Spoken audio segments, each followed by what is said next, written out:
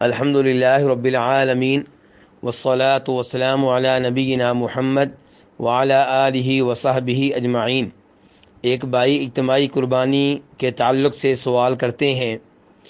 کہ اگر آپ کسی گائے یا اونٹ میں حصہ ڈالیں اور دیگر لوگ جو آپ کے ساتھ شریک ہیں، حصہ دار ہیں، ان میں سے کوئی ایسا ہو جس کی کمائی مشکوک ہو، تو کیا ایسے جانور میں حصہ دار بننا درست ہوگا؟ تو گزارش یہ ہے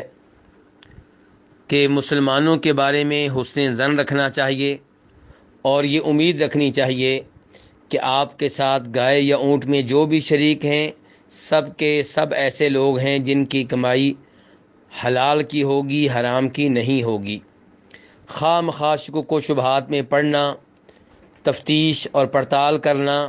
یہ مناسب نہیں ہے۔ اللہ تعالیٰ فرماتے ہیں یا ایھا الذین آمنوا اجتنبوا کثیرا من الظن، اے ایمان والو بہت زیادہ گمان سے اجتناب کرو، ان بعض الظن اثم، بے شک بعض گمان گناہ ہوتے ہیں، ولا تجسسوا، جاسوسی نہ کرو، ولا یغتب بعضکم بعضا، اور تم میں سے کوئی کسی کی غیبت نہ کرے۔ البتہ اگر آپ کے حصے داروں میں کوئی ایسا ہے جس کے بارے میں آپ کو یقینی طور پہ علم ہے کہ اس کی ساری کمائی حرام کی ہے، تو اس کے ساتھ قربانی میں حصہ دار بننے سے اجتناب کریں، گریز کریں، کیونکہ نبی علیہ الصلوۃ والسلام تنبیہ فرماتے ہیں کہ ان اللہ طیب،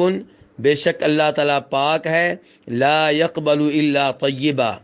اللہ تعالیٰ پاک چیزوں کو ہی قبول کرتا ہے، یعنی کہ حرام مال اللہ تعالیٰ قبول نہیں کرتا۔ اس حدیث کو امام مسلم رحمہ اللہ نے روایت کیا ہے، اور خود اللہ تعالیٰ قرآن حکیم میں ارشاد فرماتے ہیں یا ایھا الذین آمنوا کلوا من طیبات ما رزقناکم،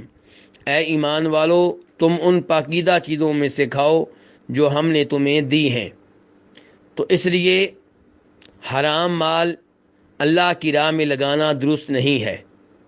حرام مال سے جو جانور قربان کیا جائے اس کی قبولیت خطرے میں پڑ جاتی ہے۔ تو جسے یہ معلوم ہو کہ میرے ساتھیوں میں سے کوئی ایسا ہے جس کی کمائی یقینی طور پہ حرام کی ہے، تو وہ اس کا شریک نہ بنے، اس کا پارٹنر نہ بنے، اس کا حصہ دار نہ بنے۔ لیکن اگر آپ کو یقینی طور پہ علم نہیں ہے